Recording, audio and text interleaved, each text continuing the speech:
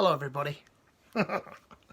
It's Press Ups. I'm not going to say the number because if I do, half of you will stand to attention because you've got this. I don't know if you ever watched Shameless, and there was that bloke that had Tourette's in it, and they go monkey whatever. Every time someone on here says that number between 23 and 21, they all seem to brace up and show the movement. And when you put them all together, it's quite funny to watch them all. 22, 22, 22nd. Yeah, so this is the one between. This is like a Friends episode. This is the one between 23 and 21. When I had my time, the lovely Dr. Karen, she just said to me, let's get you on these pills, and I was like, I don't want to get on pills. It was one of 5 answers, like multiple choice. That is when you go into them doctors, and it's and sometimes it's the shortest path. Someone will say to you, take the shortest path. Here, take this. So my doctor would say to me, she said to me, Dr. Karen, and this is a long time ago. This is like 13 years, whatever. I'll give you 2 weeks. And she said, what do you love doing?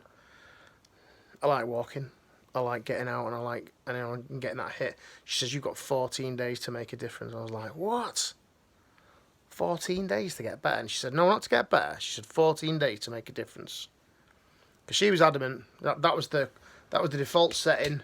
That was, that was the first of the 6-section battle drills. It was whatever you want. For those that don't understand that, it was the first answer to the way we do things. It was, here, take a pill. We'll get you all. And then I fell into this category as well. I automatically, because of my age, oh yeah, a lot of people who are 37, they struggle with getting out of the army. And it wasn't that. It was a series of. It was the bridge analogy. It was the tanks. It was all these people applying pressure and enjoying it as well. Really enjoying themselves, getting off on my sadness. That's the hard thing about it. PTSD. PTSD is it's a broad brush. It's just like, oh, you've got PTSD. All right. So a lot of lads, when they're struggling with PTSD, you lose your temper.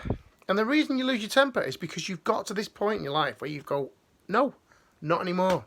Service personnel, especially, you can get told Friday afternoon you're going away for 2 weeks and you don't complain about it.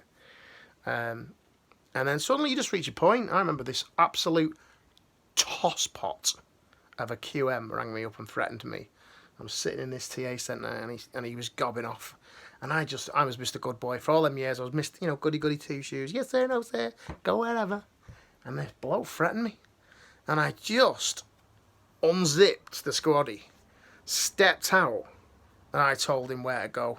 And I said, if you're that hard, sir, come down here and bang me out. You knobhead. I was fuming with him. How dare he think he can talk to me like that? Because at the time I was a bit like the Anchorman.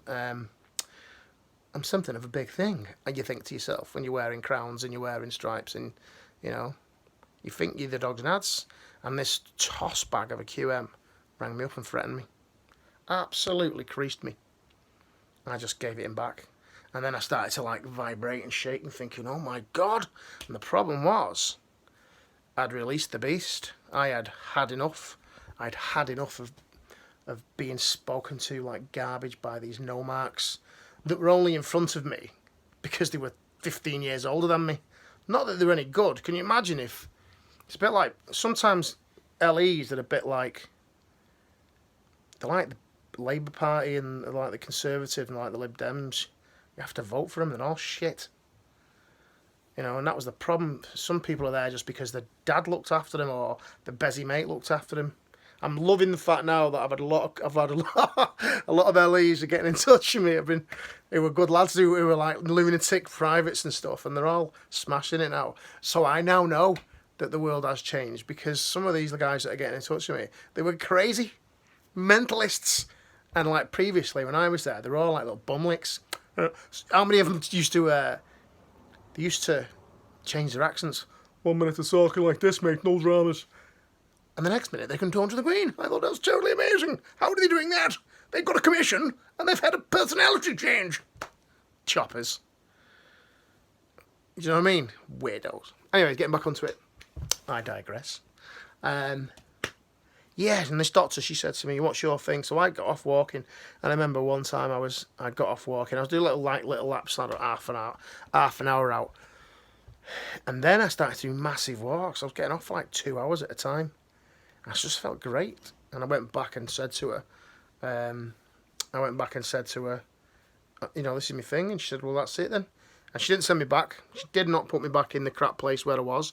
She kept seeing me every couple of weeks, let me get better. Then I had that visit off some chopper LA captain who walked in and said, "Yes, you should be better by September the whatever." And I was like, "You're going to get your head chopped off unless you get out of my house now, because I've got PTSD." I was a loony.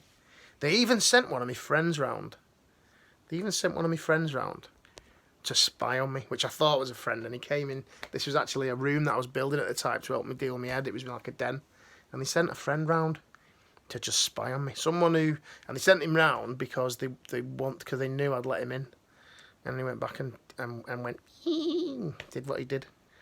So, getting back onto it, I found my thing for getting better was walking, because it was just relaxing and what's in front of you is real. So I'm walking down the street and I'm looking at everything, and it just felt great. I'm looking at Shez the other day. He's doing a brilliant one called Care and Share, or Share and Care. But Shez is out doing CFTs and stuff, because that's Shez's thing. Tomo, fishing. The answer to your PTSD is going to do something that you love doing. PTSD and your anger is brought on by something that you don't like doing. So find what you love doing. Read a book, write, colour in. Get one of them, get a sweary colouring in book. They're proper cool. You've got to find your thing. Because the other option, one of the 5 options, is a pill. And what a pill will do is the same as what Coke does, and it will the same as what marijuana does. It's a plaster that lasts half an hour, and you need another one. Where if you can find a nature's way of making yourself feel good, and you have to feel good. Like when what's his name says it on Shawshank Redemption. You got to really find something you love doing. Yeah, riding your bikes. I've seen John O razzing out Ridico the other day. Massive bike ride. You know what? If that's your thing, do that. Just pills are just chemicals, and a major thing that'll blow your head off. Imagine if half the shit you've had's a placebo. You're being sold stuff. Oh yeah, I'm off my head on weed, and it's not. It's just shite you're smoking. Or if it's 99% bloody bicarbonate, and you think, oh yeah, mega 40 bag and brilliant, mate, top banana. You're smoking talc, half of you. All right, it's upstairs. It's the mental power. All right, the placebo effect. To do something real, don't stick something in your nose, stick something in your mouth, and like that. Get out and do your thing, but you've got to find your thing first. Yeah, look at Adam Rooney doing his press ups and floating. Genius that was, especially when the belt snapped. Yeah. So what? Get back into it, people. Find your thing. Remember that you came from different places to be who you are, and yet you all got the same label, PTSD. How bizarre is that? You all got one. You got a badge that says you're mental. You've not. You got a badge that says you've had enough. That's what happened. That's why it goes wrong. I'm done. You come to this moment. So your husbands aren't always screaming and shouting. Yeah, they will wake up with the sweats and that, because they need to get stuff out of their head. That's what I'm here for. I've had 2 lads now start 2 regain courses with me, and I've got another lad who I've been chatting with today. He starts one on Friday. So they're a couple of the courses that I run for people, and we just put the onus on you. You've got to get better if you want to. Don't think a pill will do it. You've got to get better. That's what my decision was. I'm going to get better. So, sitting around feeling sorry for yourself, it's this infinity. It never stops. That feeling sorry for yourself will never, because it makes you feel good. It makes you feel good about feeling bad. So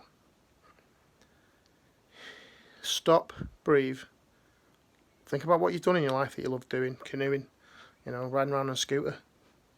Where's my glasses? Al Jones. Wish I had some glasses in here. Dance like Al Jones and put your glasses on at a funny angle. Whatever makes you happy. Watching him dancing. I thought your legs were falling over the other day, Al. I thought he was falling over. I thought, what's going on? But you looked proper happy. And that's what's the best part about it.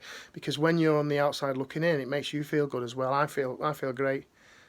Listening to Johnny Tabbs's laugh, Dave McMahon's laugh. That's medicine for me, that is. They're some of the best people I ever met in my life. Because we just laughed all the time. Right, press ups, unless this goes off.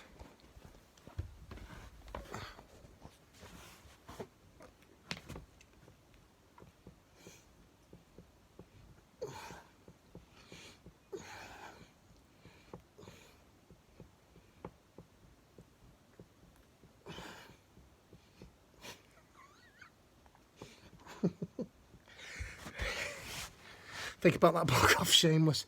Ooh, yeah, but monkey! Stop saying the 22 all the time. Hey, you only get one life, so come on. If you don't know what you're doing, come to my gaff and have a brew. Alright? Stop being daft. And we need to let the lads that are still in know, because that's where that suicide came from. Somebody's still in. We need to get it back inside to the lads that are serving, to saying the veterans will fix us because they've been through it. And if they're going to go through it, forewarned is forearmed. Pass these on to these lads that are serving and saying, let me have an head check. Come and sort me head out. Don't come to them and say, give your head a wobble. Alright? None of that works. Get in touch with the old and bold, the fat and the thin. You know, the ones who've walked through the fire and come out the other side. Because if they're about to walk in, they need us to put our arm through and pull them out. Alright? One life, live it. Be happy. And if not, find someone who'll make you happy. Okay? Chat shit. Ring us up. There's so many messages coming up on the screen. Alright? You're proper loved. All of you. Stop being scrotums. Okay? Stay alive. Or else. Fat boy.